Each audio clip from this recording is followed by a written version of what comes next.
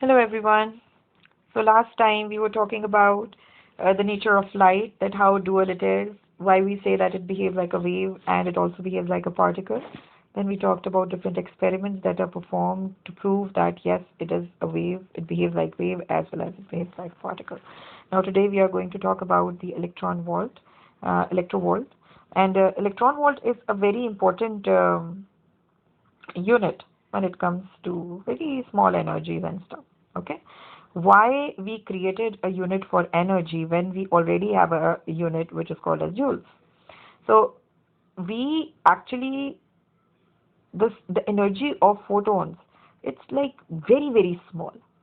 Not it cannot be compared to a joule. So that's why in order to create this was the need, that we need another unit for the photon energy, and that's electron volt actually comes into action. Okay. Now, what actually is an electron volt? One electron volt is the energy transferred when an electron travels through a potential difference of 1 volt. Don't forget to write 1 volt. Okay? So this is what your 1 electron volt is equal to. Okay? So you should know the conversion. 1 electron volt is actually equals to 1.60 into 10 raised to the power minus 19. And conversions are very popular, that if they ask you to convert from 1 electronic volt or whatever electronic volts to joules, so what you do is you multiply by 1.6 into 10 raised to power 9 minus 19. And to convert from joules to electronic volts, you divide by 1.6 into 10 raised to the power minus 19. Both points are very important and it will help you in solving the numerical questions. All right.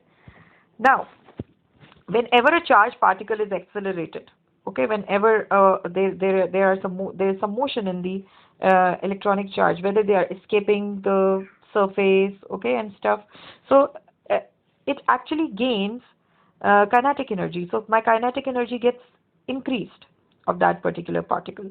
So we equate the energy as that it is the kinetic energy gain or the increase in the kinetic energy it is. So we say that EV is equals to mv square, half mv square. Okay, this is the kinetic energy.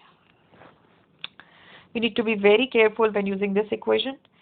It does not apply when a charged particle is accelerated through a large voltage.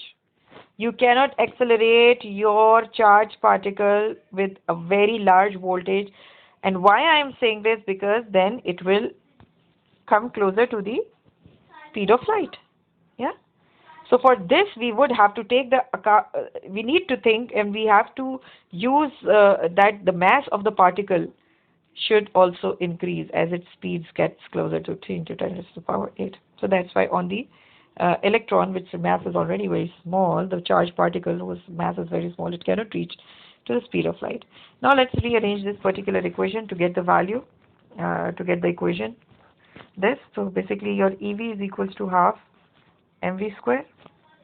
Let's take this 2 over here. It is 2 EV. Let's take mass, and which is m is equals to v square. So basically if you take a square root on both sides, you will get this equation. Okay. Okay. Always remember, you can use this equation not only for electrons, you can use it for protons, you can use it for ions. So don't get confused in the exam if they ask you the speed or the voltage or the mass. So you can just change this E into, it can be positive charge, it can be proton, it can be ion or whatever. Okay.